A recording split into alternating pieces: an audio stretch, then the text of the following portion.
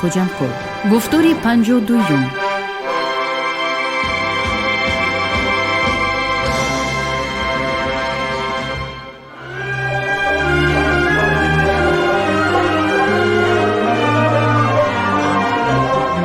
خوشبختانه به شرافت دیگرگونی‌های معنوی و مدنی توجه مردم و بخصوص جوانان رفشندیل نسبت به دوران باستان، نسبت به آنانی که در سرچشمه زندگی نسل کنونی خلق تاجیک قرار داشتند، نسبت به آنانی که گادها و به طور عموم اوستا را به وجود آوردند بیشتر گردید و در دوران صاحب استقلالی دولتی میراث قدیمی از نیاگان به یادگار مانده ما در فرهنگ خودآگاهی ملی ما مقام سزاوار خود را کسب نمود.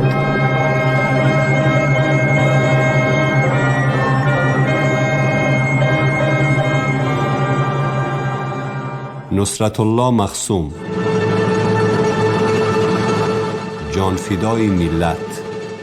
پیغمبر اسلام حضرت محمد نیز در حدیث‌های خود فرموده است: طلب علم برای هر مسلمان و زن مسلمان فرض است، یا خود هر کی علم طلب نماید خدا رزقش را کفالت کند. رسول خدا همچنین گفته است که از گهواره تا گور علم بیاموز. از این رو ما باید جوانان را بیشتر به دانش اندوزی و هنر آموزی هدایت نماییم، زیرا آنها تنها با راه آموختن علم از خود کردن اختصاص در جامعه موقعی سزاوار خود را یافته، با حس بلندی وطن پرستی، درک مسئولیت شهروندی، دولت صاحب استقلال و ملت کهن بنیاد خیش را صاحبی و اداره کرده می توانند. ما افتخار داریم که تاجیکان یکی از ملت‌های قدیمترین دنیا بوده، عنعنه و سنت‌های تاریخمان از تمدن بزرگ آریایی سرچشمه می‌گیرند. گذشتگان آریایی ما در تشکل یکی از اولین تمدن‌های بشری بی‌واسطه سهم گذاشته، همیشه غایه‌های انسان دوستی و سازندگی را تلقین نمودند. اجدادان ما از قدیم تحت شعاری بشردوستانه پنداری نیک، گفتاری نیک، کرداری نیک حیات بسر برده، در تاریخ طولانی خود هیچگاه دعوای برتریت از دیگر خلق و ملت‌ها را نکردند. در شرایط جهانی شوی پرابلم‌ها از جمله تهدید خطرهای تروریسم، اکستریمیسم، پهنشوی مواد مخدر، جنایت‌های ترانسمیلی و خوف برخورد تمدن‌ها، ما میراث تاریخی و فرهنگی ملتمان را مورد آموزش و تحقیق قرار داده، به مردم خود بیش از پیش غایه‌های انسان دوستی نیاگانمان و ارزش‌های پرقیمت بشری را تلقین می نماییم. همزمان با این به دین اسلام چون بزرگترین ارزش فرهنگی و اخلاقی خلق خود ارجگذاری نموده، هر گونه کوشش‌های استفاده جویی و دعواهای بی اساس را نسبت به آن محکوم می کنیم. بارها تأکید کرده ایم که دین مبین اسلام در ذات خود عیب ندارد، برعکس پیروان خود را همیشه به پرهیزگاری از عملهای نامطلوب و ضد انسانی هدایت کرده، صلح پروری را رسالت بزرگ ایمانی هر مسلمان می شمارد. از این رو آن را با اکستریمیسم و تروریسم عینیت دادن و یا این پدیده های ننگین را با نام پاک اسلام پیوند دادن غلطی محض است. اصلا تروریسم و اکستریمیسم پیروی به عقیده و عملیات افراطگرایانه و آشتیناپذیر است که ماهیتاً خصوصیت سیاسی و دینی دارند. اکستریمیسم سیاسی و دینی کوشش گروه‌های علاهیده اجتماعی، مذهبی و شخصیت‌های جداگانه برای به دست آوردن حاکمیت و اجرای برنامه‌های سیاسی خود بوده، هدف و عاقبت آن بر ضد منفعت‌های اهل جامعه است. معمولاً این گونه کوشش‌های خطرناک مقاومت و زوراوری را به میان آورده ثبات جامعه را خللدار می‌سازند. در این زمینه شکل‌های مبارزه آشتیناپذیر و انتقام جویانه اکستریمیسم پدید می‌آیند که آنها در سیمای تروریسم ظاهر می‌گردند. از این رو ما تمام شکل‌های ظهوری اکستریمیسم و تروریسم را محکوم نموده پیشگیری و مبارزه بر ضد آنها را یکی از وظیفه‌های اساسی جامعه خود می‌حسابیم. ترقیات و تحولات با سرعت جهان معاصر از ما تقاضا می‌نماید که تاجیکستان را در عرصه بین المللی همچون یک دولت دموکراتی و حقوق بنیاد، دنیوی و آباد و باثبات معرفی نماییم.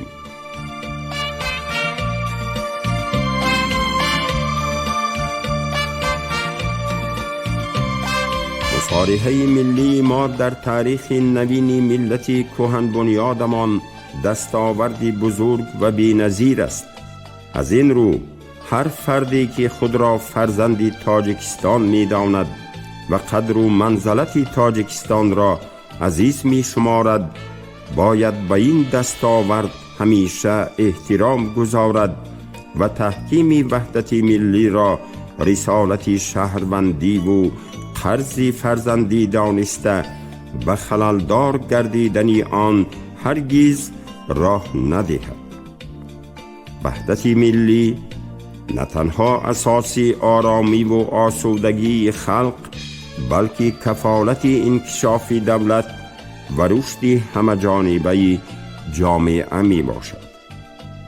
برای این باید هر یک شخصی وطن پرور و صلح‌خواه در ضمیر خود احساس نجیب وحدت را پرورش و برای تحکیم آن همچون ارزش نادر و عزیز ملی کوشش و تلاش نماید. بگذار وحدت تاجیکان که امروز تحکیم و تقویت یافته است پایدار و استوار و جاودانی باشد. بگذار سرزمین تاجیکستان که واقعاً بهشت روی زمین را میماند سرزمینی صلح و ثبات ابدی باشد. بگذار تاجیکستان که وطن و امیدگاه تمام تاجیکان دنیاست در قطار کشورهای پیشرفته جهان موقع و مقام شایسته و ارزنده پیدا نماید.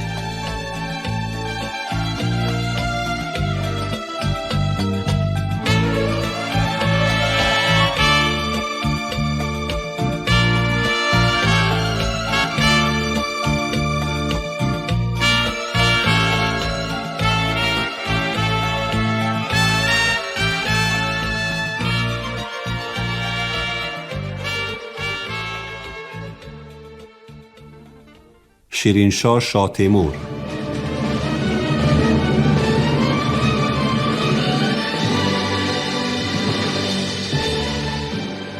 طلوع آفتاب ضیابخش.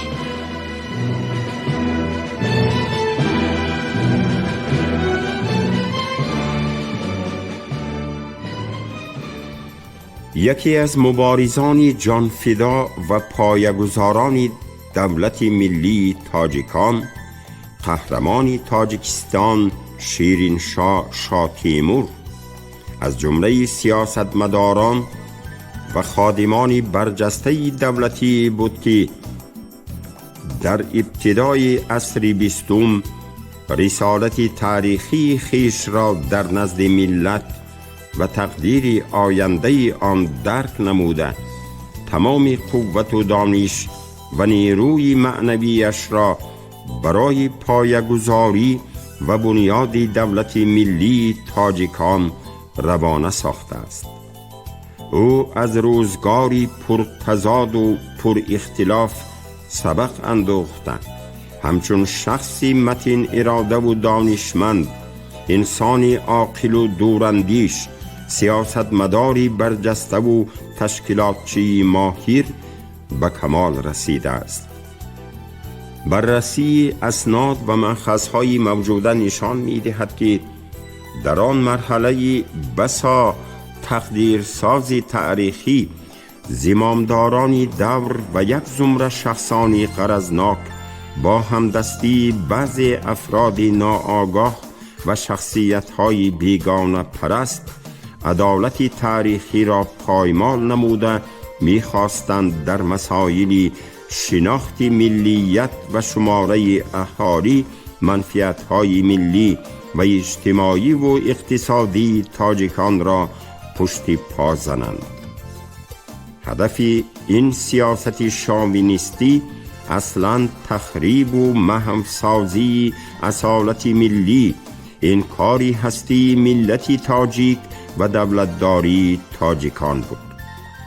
ولی یک قطار فرزندان آگاه و بیدار دیل ملت از قبیل صدرالدین عینی، ابوالقاسم لاهوتی، سید رضا علیزاده، عباس علیف، اینچنین سروران سیاسی روشنفکر و وطندوست نصرت الله مخصوم، شیرین شاه تیمور، عبدالرحیم حاجی بایف، عبدالقادر محی الدینف، چینار امامف، نثار محمد و دیگران در چنین دورانی پیچیده و سنگین به پشتیبانی ملت و حفظ منفعت‌های آن برخاستند. این شخصانی وطن دوست و دوراندیش که زمام راهبری را در آن زمان بر دوش داشتند، بر ضد همه گونه رویه‌های زیان آوری ملتگرایی و جدای اندازی مردانوار مبارزه می بردند و سلسله اقدامات اقتصادی و اجتماعی و فرهنگی را برای تحکیم ارزش‌های ملی و سنتی تاجیکان و بنیاد دولت و دولتداری مردم خود عملی می کردند. در بین چنین مردان مبارز شیرین شاه تیمور نیز در آن دورانی نهایت حساس و پر اختلاف به خاطر تشکیل زندگی نوی خلق تاجیک فداکارانه زحمت می کشید و یکی از فعالان دیگرگونسازی حیات سیاسی و اقتصادی و فرهنگی جمهوری نوتأسیس تاجیکستان به شمار می رفت.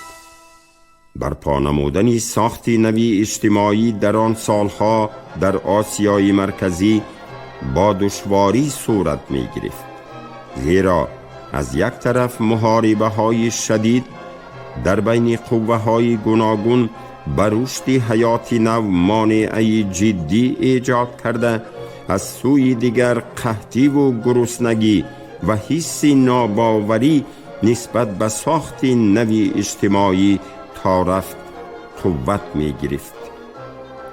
تحت تأثیر جریان‌های تندروی زمانه نه تنها پیشبرندگان غایه‌های شاوینیستی بلکه بعضی نمایندگان زیاییان بیگانه پرست خلق تاجیک نیز فعالیت می بردند و می خواستند موجودیت ملت قدیمترین خیش را زیر شبهه گذارند. در چنین دورانی دشوار و پرتضاد و مبارزه های شدید و خطرناک سیاسی، شیرین شاه تیمور، نصرت الله مخصوم، چینار امامف، عبدالقادر محی الدینف، عبدالرحیم حاجی بایف، نثار محمد و همفکران آنها به خاطر دفاع از منفعت‌های مردم تاجیک یک سلسله اقدامات جوانمردانه را عملی کردند. بزرگی این مردان میدان سیاست از آن عبارت بود که آنها با جسارت توانستند در یک مدت کوتاهی تاریخی از امکانیت‌های مرحله اولی تحکیم دولت شوروی به فایده ملت خود استفاده برند. در این راستا باید گفت که مبارزه تاجیکان برای احیای دولت و دولتداری خود در آن ایام ماهیتاً نبرد عدالتخواهانه سیاسی بود. همچنین در خاطر باید داشت که در آن زمان مقاومت کردن با راهبران منفعت پرست و گروه های ملتگرا خیلی دشوار بود. شیرینشاه شاه تیمور و همسفان او در جریان فعالیت خیلی کوتاهشان توانستند زمینه اساسی تشکل حیات نو را گذاشته حقوق تاریخی تاجیکان را برای تأسیس دولت ملی حمایه نماید. در این دوره یک روند پرشدت تاجیک بدبینی شروع گردیده دایره های معین به هر وسیله می‌خواستند فعالیت مکتب و تعلیمگاه ها را به زبان تاجیکی محدود سازند، نشر روزنامه و مجله ها و کتاب های درسی را با این زبان باز دارند.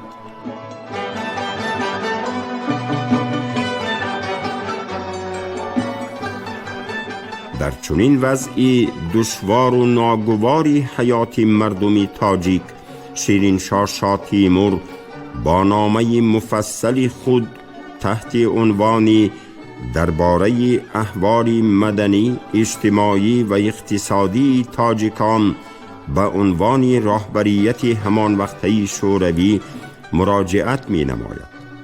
هرچند که این اقدام وطنخواهانه در آغاز بی جواب ماند، ولی بعداً از جانب بیورای آسیای میانگی حزب بلشویکان فکر و اندیشه های اساسناکی در مکتوب شیرینشاه شاه تیمور بیان شده معقول دانسته شدند. در آن زمانی مرکب و دشوار که جریان‌های مختلف سیاسی ملتگرا در تمام جبهه‌های حیات قوت گرفته بودند، به طور آشکارا و با جرأتانه برای حمایه منفعت‌های خلق تاجیک صدا بلند کردن از جانب شیرینشاه شاه تیمور خود قهرمانی بود. او همچون راهبری دوراندیش اصل انکشاف سمت‌های گوناگون حیات اجتماعی و مناسبت بین قوم و ملت‌ها را در ارجگذاری و احترام فرهنگ و عنعنه و عرف و عادت خلق‌های مسکون منطقه، اینچنین تحکیم دوستی بین آنها می حسابید. بعد تعیین گردیدنش به وظیفه‌های گوناگون حزبی و دولتی، شیرینشاه شاه تیمور غایه دوستی خلقها و همه‌جانبه مستحکم نمودن آن را اساس فعالیت راهبری خود قرار داد. این شخصیت دلیر و روشن ضمیر همچون خادم نمایان سیاسی و دولتی در کدام سطحی که فعالیت می برد، به کدام وظیفه تعیین یا انتخاب می شد، با جدیت تام برای حل مسائل موجوده حیاتی و تشکیل دولت مستقل تاجیکان همه جانبه کوشش می نمود. مهارت بلند تشکیلاتچی او هنگام ادای وظیفه های دشوار در جاری نمودن ارزش های نوی حیات اجتماعی، برهم دادن بیسوادی عامه نجات دادن اهالی از گرسنگی، تربیه کادرهای جوان، رشد زمینه‌های فرهنگ ملی، تحکیم مقام و منزلت زن در جامعه، بنیاد ساختارهای معارف، رشد خدمت‌رسانی طبی و مانند اینها بر اعلا ظاهر می گردید. فعالیت فداکارانه شیرینشاه شاه تیمور و همسفانش با اعلان گردیدن جمهوری مختار تاجیکستان وسعت تازه یافته برای به جمهوری اتفاقی تبدیل دادن تاجیکستان روانه گردیده بود. در آن سالهای دشوار برای در دوشنبه جایگیر ساختن مؤسسه‌های دولتی کارهای زیاد